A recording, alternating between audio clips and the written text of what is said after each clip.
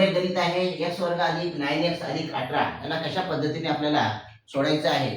तर बाळांनो, या ठिकाणी लक्षात घ्या, त्याच्यामध्ये काही नियम लक्षात ठेवणं गरजेचं आहे. की नंबर 1 नियम आहे प्लस प्लस बरोबर प्लस. त्याच्या नंबर 2 मायनस मायनस बरोबर प्लस. नंबर 3 प्लस मायनस बरोबर मायनस. नंबर 4 नियम आहे मायनस प्लस बरोबर. माझा नियम आपल्या लक्षात राहिलं तर नक्कीच आपण वैदिक राशीचे अवयव चांगल्या पद्धतीने सोडू शकतो. तर नंबर 1 गणित आहे x वर्ग अधिक 9x अधिक 18.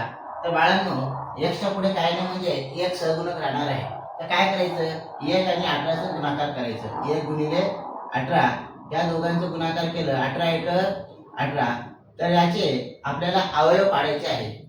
तर सर कसे अवयव पाडायचे मग बाळांनो, तर ह्याला बघा 6 त्रिक 18 9 दोन्ही 18. तर बाळा या दोघांची बेरीज केलं 6 आणि 3 9 झालेले आहे. 9 2 11 हे बसू शकत नाही, नियमामध्ये बसू शकत नाही बाळांनो. तर चिन्हाचा वापर कशा पद्धतीने करायचा सर, तर चिन्ह बघा, या संख्येच्या पुढे 9 च्या पुढे हे काय आहे प्लस आहे, म्हणून आपण इथं प्लस प्लस काय होईल धन धन काय होईल धन होईल. तर या ठिकाणी बघा 6 आणि 3 ची बेरीज केलं तर 9 आलेलं आहे. तर काय करायचं मग, आता x वर्ग अधिक 6x त्याच्यानंतर अधिक 3x अधिक 18 अशा पद्धतीने आपण लिहून घ्यायचं बाळांनो. आता काय करायचं सर, मग काय करायचं, मग घ्यायचं x अधिक 6 त्यानंतर अधिक 3 त्याच्यानंतर बघा काय करायचं मग x अधिक 6. सर अवयव कसे पडले आहेत बघा. आता आपण याचा गुणाकार करू. x वर्ग अधिक 6x ला 6x हे आलेलं आहे बाळांनो.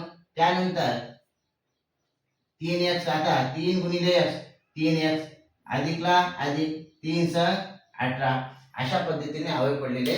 कॉमन काय आहे ते घेऊन घ्यायचंय.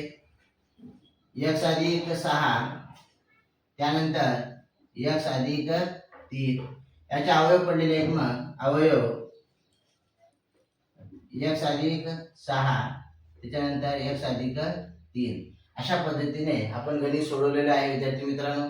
जर तुम्हाला व्हिडिओ आवडला असेल तर लाईक करा, सबस्क्राईब करा आणि शेअर करा. 2 x वर्ग वजा 10x अधिक 9. तर बाळांनो, इथं काय नाही म्हणजे सहगुणक 1 राहणार. म्हणजे काय करायचं, 1 गुणिले 9 म्हणजे 9 9 अवयव असं पाडायचे की त्याची बेरीज 10 यायला पाहिजे. तर काय करू सर मग, आता बघा 9 1 9 3 3 9. आता गुणक, आता 9 आणि 1 ह्या दोघांची जर बेरीज केलं तर किती राहणार, मग इथं ऋण द्यायला पाहिजे. ऋण ऋण काय होतात धन, ऋण ऋण धन म्हणजे ऋण 10x. तर काय घ्यायचं मग, x वर्ग वजा 9x ऋण x त्याच्यानंतर अधिक 9. तर बघा कॉमन काय करायचं मग, x वजा 9 त्याच्यानंतर ऋण 1 त्याच्यानंतर x वजा 9 करा. x वर्ग x गुणिले 9 म्हणजे 9x वजा x म्हणजे 1 आहे तर गणित धरायचं.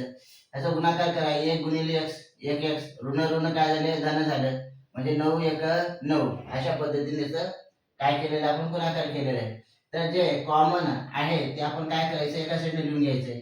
x वजा 9 त्याच्यानंतर x वजा 1 म्हणजे ह्याचे अवयव कसे पडले विद्यार्थी मित्रांनो, अवयव x वजा 9 त्याच्यानंतर x वजा 1 अशा पद्धतीने अवयव पडलेले आहेत. तर विद्यार्थी मित्रांनो चांगल्या पद्धतीने लिहून घ्या.